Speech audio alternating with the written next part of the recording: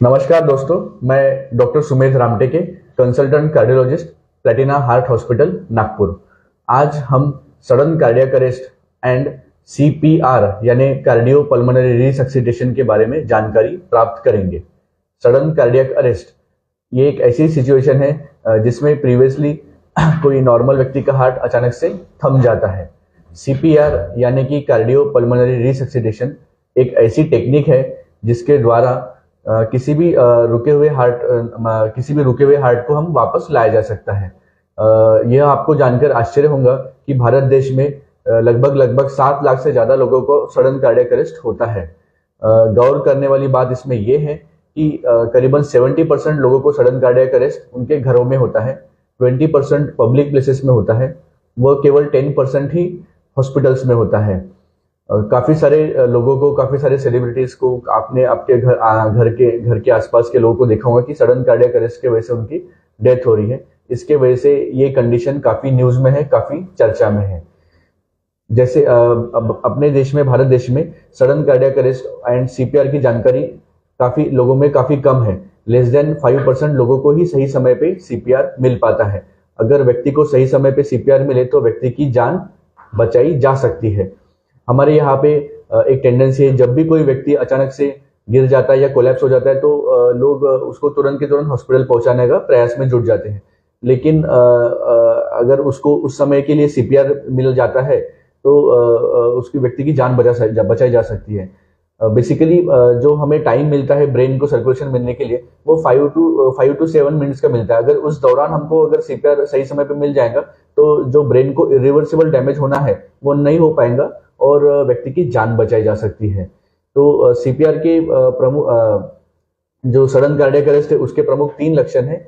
एक है सांस नहीं, वो तीसरा है लॉस ऑफ पल्स यानी पल्स नहीं या सर्कुलेशन नहीं। इसके अलावा दूसरे लक्षण भी रह सकते हैं। फॉर एग्जांपल उसको कुछ पुरानी हार्ट की डिसीज रह सकती है, पुराना हार्ट का ब्लॉकेज रह सकता है, पुराना ब्लड प्रेशर का प्रॉब्लम रह सकता है, या किसी को सीने में दर्द, घबराहट, पसीना, बेचैनी होना, पसीना आना या कभी चक्कर आना, ये भी सिम्टम्स रह सकते हैं। तो अभी आज हम सीपीआर ये जो टेक्निक है वो सडन कार्डियक अरेस्ट को बचाने के लिए हम करेंगे। उसके लिए हम आज मैनिक्विन की हेल्प लेंगे। ये मैनिक्विन के द्वारा हम सीपीआर की टेक्निक समझेंगे। तो सीपीआर के लिए मेन जो हमारा एक्रोनिम है वो ACT act. A for assessment, दूसरा C for call for help, तीसरा T फॉर ट्रीटमेंट। तो नंबर 1 A असेसमेंट। तो असेसमेंट कैसे किया जाए, जैसे कि मैंने आपको बताया कि 3 प्रमुख लक्षण है। नंबर 1 कॉन्शियसनेस यानी बेहोश होना, loss of consciousness. Number 2 loss of breathing यानी सांस न चलना, और तीसरा लॉस ऑफ पल्स यानी सर्कुलेशन थम जाना। तो सबसे पहले हमें असेस करना है कॉन्शियसनेस के बारे में। तो कॉन्शियसनेस कैसे चेक करेंगे, तो उसके लिए अगर आप कहीं व्यक्ति अगर नीचे गिरा है तो उसके छाती पे आप टच करके उसको पूछ सकते हैं कि फॉर एग्जांपल भाई साहब आप ठीक हो, या उसके गालों को टच करके आप पूछ सकते हैं। अगर व्यक्ति का नाम आपको उनका पता है, फॉर एग्जांपल इनका नाम अश्विन जी है, तो अश्विन जी आप ठीक है, इस तरीके से उसको पुकारना है। अगर व्यक्ति ने आपको रिस्पॉन्स दिया मतलब व्यक्ति रिस्पॉन्सिव है, अगर नहीं दे पा रहा है इसका मतलब अनरिस्पॉन्सिव है। तो इस तरीके से हमें उसका कॉन्शियसनेस चेक करना है। दूसरा आता है ब्रीदिंग। तो ब्रीदिंग के लिए हमें जो उसका छाती है, तो छाती का जो चेस्ट वाला हिस्सा है वो हमें चेक करना है, इस तरीके से देख के कि वो ऊपर नीचे हो रहा है कि नहीं हो रहा है, या उसके मुंह के पास या नाक के पास हमारे कान से हम सुन सकते हैं कि ब्रीदिंग की आवाज आ रही है या नहीं आ रही है। कभी कभी जो सडन कार्डियक अरेस्ट के पेशेंट है उनमें टर्मिनल ब्रीदिंग रहती है जिसे गास्पिंग ब्रीदिंग कहती है। इसमें कभी कभी आवाज बरोबर नहीं सुनाई आती है। तीसरा है पल्स चेक करना। तो पल्स के लिए जनरली हम लोग हमारे हाथ की जो पल्स है रेडियल आर्टरी वो चेक करते हैं, लेकिन कार्डियक अरेस्ट के पेशेंट को हम लोग कैरोटिड आर्टरी यानी जो गले के पास हमारी पल्स रहती है, अगर आप देखोगे ये बीच वाला जो एरिया है थायराइड वाला एरिया, एडम्स एप्पल कहते हैं, तो इसके आप 2 सेंटीमीटर इधर साइड जाएंगे या 2 सेंटीमीटर इधर साइड जाएंगे तो आप खुद एक पल्स चेक कर सकते हैं, वेव फॉर्म चेक कर सकते हैं। तो इस तरीके से व्यक्ति के इधर राइट या लेफ्ट साइड में हमें पल्स चेक करना है, वह देखना है कि पल्स चल रही है या एकदम कम आ रही है। तो इस तरीके से हमें असेसमेंट करना है। दूसरा है कॉल फॉर हेल्प। तो आपको हमेशा ध्यान रखना है कि अकेला व्यक्ति सीपीआर नहीं दे पाएगा, आपको किसी न किसी की हेल्प लगने वाली है।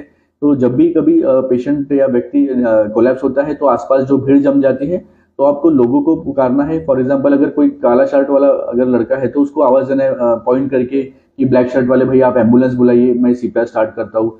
या अगर आप किसी व्यक्ति को जानते हैं, फॉर एग्जांपल योगेश भैया, आप एम्बुलेंस को बुला लीजिए, मैं सीपीआर स्टार्ट करता हूँ। इस तरीके से आपको कॉल फॉर हेल्प करना है।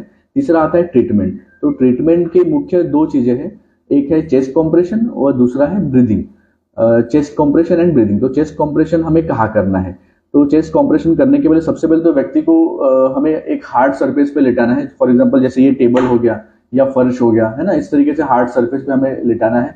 उसे कुशन यानी सोफा वगैरह पे या बेड पे नहीं करना है, क्योंकि अगर कुशन रहा तो प्रॉपर तरीके से जो चेस्ट कॉम्प्रेशन डिलीवर होना चाहिए हार्ट में वो नहीं हो पाएंगे, वह प्रॉपर सीपीआर नहीं मिल पाएगा। इसलिए हमें चेस्ट कॉम्प्रेशन करने के लिए व्यक्ति को हार्ड सरफेस पे ही लिटाना है। उसके बाद चेस्ट कॉम्प्रेशन कहाँ करना है?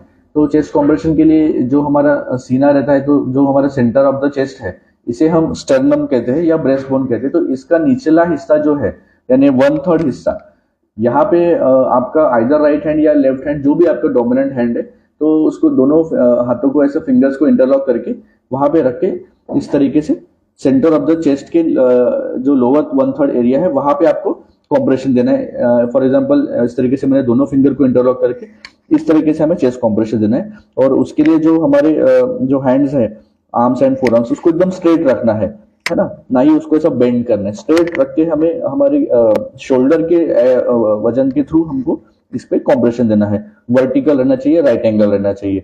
और ये जो कॉम्प्रेशन है, ये कॉम्प्रेशन हमें 100 से 120 कॉम्प्रेशन की स्पीड रहना चाहिए प्रति मिनट, यानी 1 से 2 कॉम्प्रेशन प्रति सेकंड के हिसाब से। और इसकी जो डेप्थ है यानी गहराई, वो करीबन 2 इंच नीचे जाना चाहिए, मतलब इस तरीके से 2 इंच नीचे जाना है। और आपके हाथ को हिलाना नहीं है। ये हमें कितना करना है? तो ये हमें 30 चेस्ट कॉम्प्रेशन करना है। 30 बार हमें ऐसा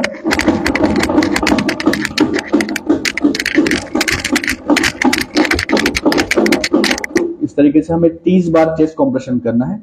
30 बार चेस्ट कॉम्प्रेशन करने के बाद हमें व्यक्ति का जो हिस्सा आता है, ये जो हेड वाला हिस्सा, तो head tilt and chin lift ये मैनुअल करना है। इनका हेड इस तरीके से टिल्ट करना है और ये चिन को लिफ्ट करना है। तो जो एयरवे है अपना, माउथ है जो अपना, तो वो ओपन हो जाता है। तो उसे हमें रेस्क्यू ब्रीदिंग देना है, माउथ टू माउथ ब्रीदिंग जिसको कहते हैं। इस तरीके से 2 सांस देना है, 2 रेस्क्यू ब्रीदिंग देना है और उसके बाद वापस से चेस्ट कॉम्प्रेशन करना है। तो ये अकेला व्यक्ति तो नहीं कर पाएंगे, इसलिए 2 व्यक्ति रहा तो अल्टरनेट साइड बाय साइड करते रहना है। और ये हमें कब तक करना है? तो जब तक हमारे आसपास एम्बुलेंस में पहुंच जाती है, या डॉक्टर नहीं पहुंच जाते हैं, या हम हॉस्पिटल तक नहीं पहुंच जाते हैं, मेडिकल स्टाफ नहीं पहुंच जाते, या एईडी डिवाइस अगर आपके पास है तब तक। एईडी डिवाइस यानी ऑटोमेटेड एक्सटर्नल डिफिब्रिलेटर, ये एक डिवाइस रहता है, आपने एयरपोर्ट्स वगैरह पे देखा होगा, जिसमें 2 पैड्स लगे रहते हैं। एक पैड छाती की ये बाजू और एक पीछे वाले हिस्से में लगा के शॉक डिलीवर किया जाता है।